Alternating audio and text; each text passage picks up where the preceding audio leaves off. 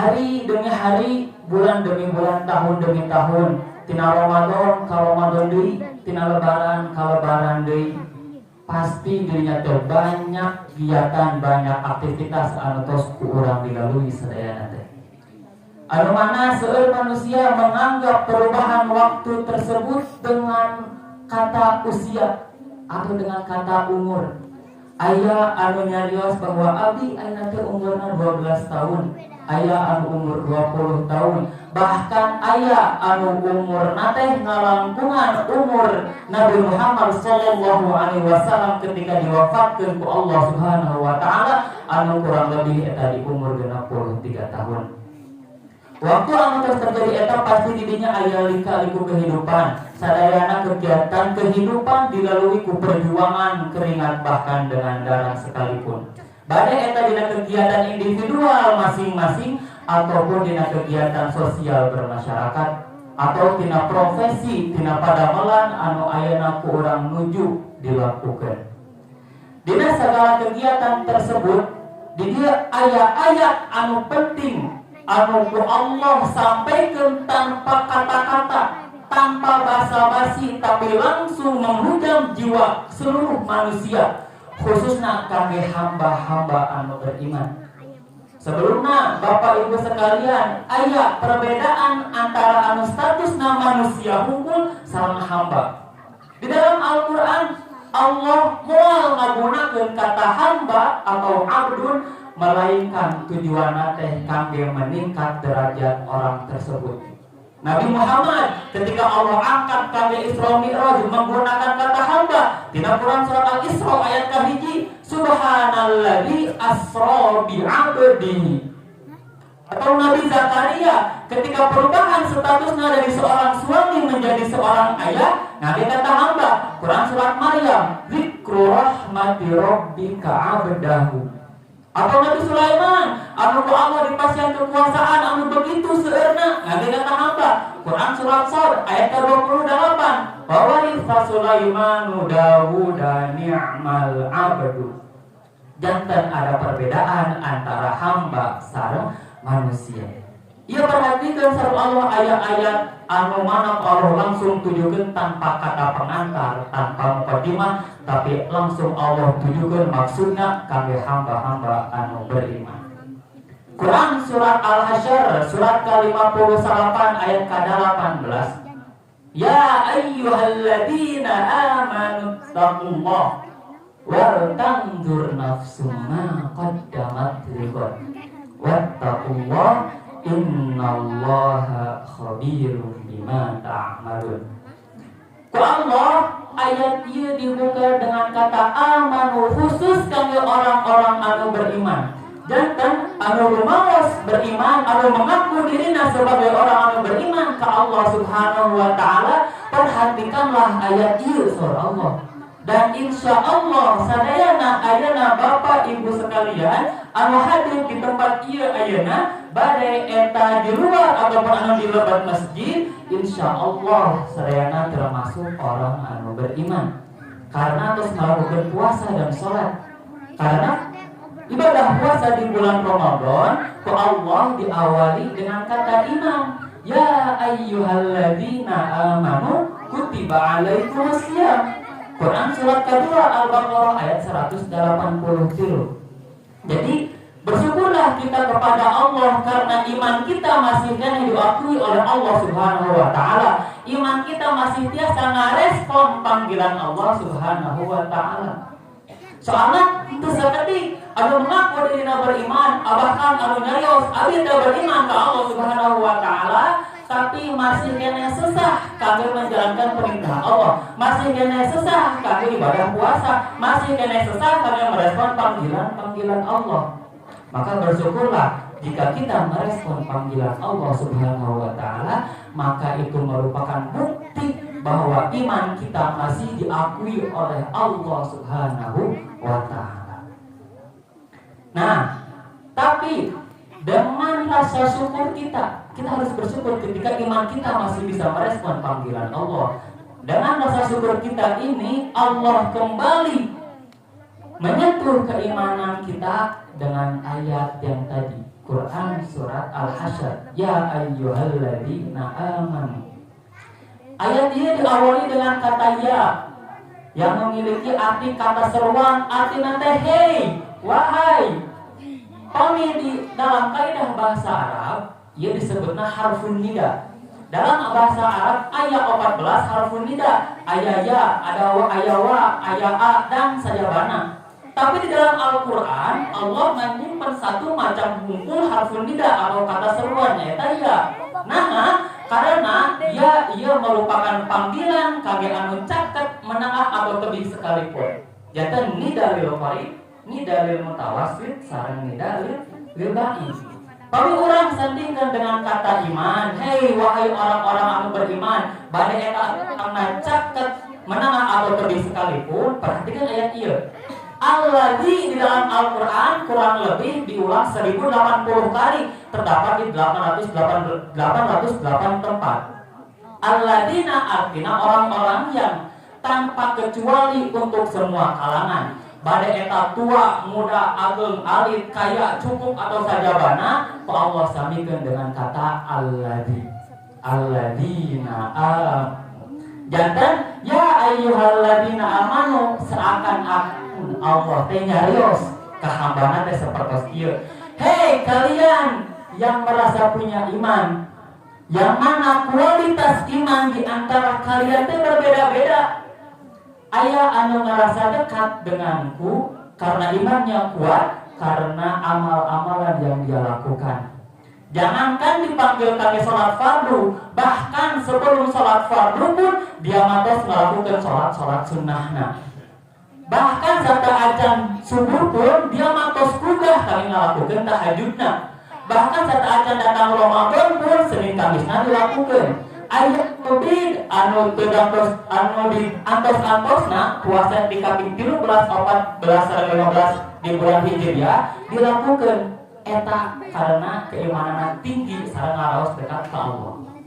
Atau anu di pertengahan, hubungan Anda dengan Allah yang di pertengahan, anu sholat ngantosan fardu, anu puasa ngantosan Ramadan, tetapi di dalam hati nanti masih keneh melekat, masih keneh nempel keimanan ke Allah Subhanahu wa taala, meskipun hubungan dengan Allah nanti ada di pertengahan. Ataupun anu ngarasa jauh di Allah, anu ngarasa bait karena maksiat-maksiat anu dilakukan, tapi masih kena sholat walaupun telat, masih kena baca Quran walau kadang-kadang demi Allah, karena sifat rahmana Allah, karena sifat maha pengasihna Allah, Allah samikeun bade eta anu imanna kuat menengah atau lemah sekalipun Allah samikeun ku kata ya ayyuhalladzina amanu. Seakan-akan Allah nyarios ieu, hei selama di dalam jiwamu masih ada keimanan kepadaku dan selama engkau masih merespon panggilanku, maka yang jauh aku dekatkan, yang menengah aku lekatkan, dan yang lekat maka akan semakin aku berikan kedudukan di sisiku. Itulah makna dari kata ya ayyuhalladzina amanu. Lalu di sini ditambahi dengan kata ayyuha. Ayyuha di dalam Al-Quran diulang kurang lebihnya 100 kali. Ayyuha berfungsi sebagai munada yang memiliki fungsi taukid atau penegasan, yang mana ia bahwa pesan atau berita yang akan disampaikan oleh Allah ia merupakan pesan penting. Maka perhatikan sanghakna teh adalah tanbih atau pengingat. Ya ayyuhalladzina amanu. Jantan terjemah bebas tina ya ayyuhalladzina amanu kieu. Hei, disar Allah. Hei, orang anu beriman, orang anu ngaros punya iman, bade eta imanna kuat, menengah atau lemah, ieu kami pasihan terangnya. Abi gaduh pesan, abi gaduh berita, abi gaduh informasi anu sangat penting. Maka ieu pesan regepkeun dina hate, tanamkan dalam jiwa. Nah, penting karena pesan ia bisa meningkatkan keimanan dan ketakwaan kepada Allah Subhanahu wa taala dan juga bisa meninggikan derajat di hadapan Allah Subhanahu wa taala. Lalu apa pesan teh? Ittaqullah, subhanallah. Bertakwalah kalian kepada Allah. Tingkatkan takwa kalian kepada Allah. Coba cek eta status takwana kumaha. Coba cek eta status takwana, kekuatan takwana kumaha. Cek kuota takwana, cek pulsa takwana, cek eta meteran takwana kumaha. Nah eta teh penting. Tina lanjutan ayatna wal tandur nafsum ma qaddamat lighad. Dan perhatikanlah apa yang akan terjadi kalian di God. Di sekian waktu yang telah aku berikan kepadamu, ayahmu belasan tahun, bahkan ayahmu puluhan tahun, bahkan ku Allah ayah dipasihan usia nanti melebihi usia manusia anu normal, ayah anu di 100 tahun. Cobi cek tina tahun eta teh, tina tahun-tahun terus dilalui, tina masa-masa terus dilalui, tina waktu terus dilalui ku urang sadayana kantos teu terbesit di dalam benak urang sadayana, di dalam jiwa urang sadayana. Bagaimana kita untuk mempersiapkan God? Sebelumnya Khatib ingin memperkuat informasi tentang ayat ini, khusus tentang ayat ini. Maka di sini Khatib mengambil referensi dari beberapa kitab tafsir. Salah satunya adalah Tafsirul Qur'anil Azim karangan Ibnu Katsir, Mafatihul Ghaibnya Ar-Razi, Tafsirul Kasabnya Zamakhsyari, dan juga Tafsirul Wasit karangan Syekh Muhammad Said Al-Muqawi. Di dalam keempat kitab tafsir tersebut sepakat para ulama yang dimaksud God adalah Yaumul Qiyamah. Yaumul Qiyamah.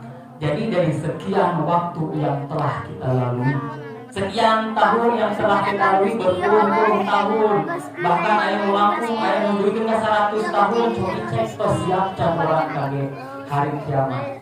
Lalu kenapa Allah di sini menggunakan kata God, anu mana di bahasa orang teh artinya adalah besok, enjing. Nah Allah menggunakan wal tandur nafsu ma qaddamat liyaumil qiyamah.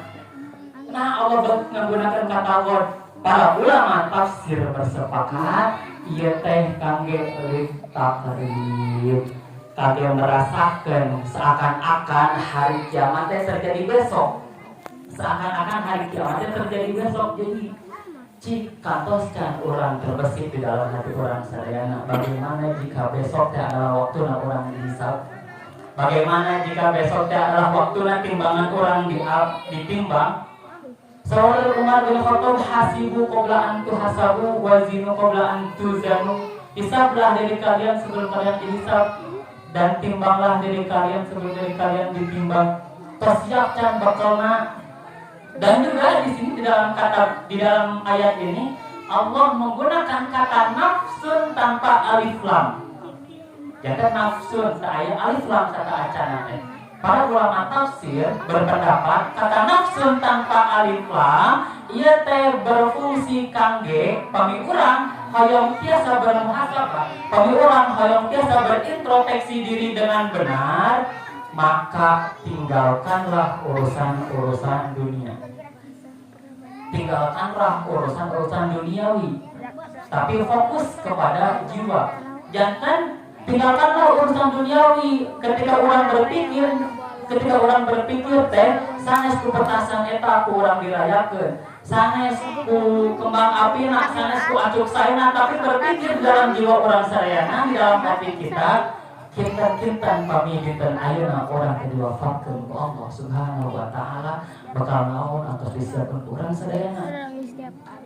Imam Nawawi Al-Bantani mengutip perkataan Abu Bakar Asy-Siddiq di sempatina kitab Nasrul Ibad, man dakhala al-kubra bila zadin faka'annama raqibal bahra bila safinatin. Barang siapa yang masuk kubur tanpa bekal, maka dia bagaikan masuk lautan tanpa kapal. Maka sengsara. Persiapkan ketika orang besok teh dipik amal kita. Ketika hari ini teh adalah hari di mana ruh sadayana berpisah dengan raga urang. Kita naon anu urang tos persiapkeun. Kantos can terbesit kantos teu urang mikirkeun sapertos kitu. Pami urang ieu aya rumus, pami urang ketika urang mikirkeun sapertos kitu, ketika urang merenung saur Allah, cik cobi merenung samenit, beberapa menit merenung, persiapkan pami ku abi dipanggil saur Allah teh. Nah, pami aya jalmi ketika merenung teh masih kene khawatir, masih kene tenang, masih kene sieun dengan kematian, maka eta tanda, dan itu adalah fitrah manusia, bahwa anjeunna teh dirina teh merasa kurang bekal teh. Emang terus fitrah manusia, ketika orang masih kene sieun kudu kematian, pasti orang ge sadar bahwa eta teh urang teh masih kene takut karena kematian, karena bekal urang anu bade dicandak teh kurang. Tapi anehna manusia, ironisna teh manusia teh sapertos kieu, sadar bahwa manehna teh seueur salahna, sadar bahwa tahun-tahun anu terus dilalui teh seueur kurangna, tapi nahan jika aya sesa anu ka Allah dipasihan teu acan biasa serius kene. Tapi masih kene main-main kene. Tak acan biasa serius kene ketaatan ke Allah Subhanahu wa taala. Makana pamit bikin ka waktu ayeuna, lebaran ayeuna, urang teu acan biasa fokus kami menghadapi ketaatan ke Allah Subhanahu wa taala. Pertanyaan khatib, butuh sabaraha kali Ramadan deui? Butuh sabaraha kali lebaran deui supaya urang tiasa lebih fokus kami meningkatkan takwa ke Allah Subhanahu wa taala. Butuh sabaraha lebaran, butuh sabaraha Ramadan, butuh sabaraha tahun deui supaya urang tiasa fokus kami taat ke Allah Subhanahu wa taala. Jamaah salat Id anu berbahagia, ingat akhirat bukan berarti harus melupakan dunia. Tapi ingat akhirat itu membimbing nikmat dunia yang telah Allah anugerahkan kepada kita, yang telah Allah anugerahkan kepada kita menjadi amalan atau menjadi di jalan Allah. Jadi bukan berarti sekarang anu gaduh mobil, anu gaduh motor, misalkan anu kenging dina duniawi na kedah diwakafkeun, kedah dihibahkeun. Henteu. Tapi pertanyaanna, atos can eta motor, atos can eta mobil diangge di jalan Allah, atos can eta motor diangge ku urang sadaya ka majelis taklim, eta sadayana bakal dihisab. Motor anu ku urang sadayana diangge kangge mencari rezeki, memang rezeki urang lancar. Tapi pertanyaanna, apakah hisab urang oge bakal lancar di hadapan Allah? Anu gaduh sepeda, anu kangge olahraga, memang badan sehat betul. Tapi pertanyaanna, apakah hisab urang bakal sehat di hadapan Allah? Teu hisab. Pake kali-kali ke masjid. Ayeuna acuk urang anu unggal tauna meser, apakah eta moal dihisab? Dihisab oleh Allah, madana angge. Perhiasan anu menempel di badan urang anu sebegitu mewahna, eta bakal dihisab oleh Allah. Madana pakelah ketika untuk di jalan Allah, sehingga ketika nanti kita ditanya oleh Allah seperti dulu, nikmat motor, nikmat mobil, nikmat baju yang dulu aku nikmatkan kepada kalian, kalian pakai apa? Saudara Allah. Nah, supaya orang tiasa menjawab dengan bangga, ya Allah, nikmatmu yang dulu engkau anugerahkan kepadaku, aku pakai di jalanmu. Nah, di sini Imam Ibnu Katsir mengambil beberapa riwayat. Ada sebuah kisah yang mana kisah ini terjadi di zaman Rasulullah SAW. Kunna fi ahdi Rasulillah.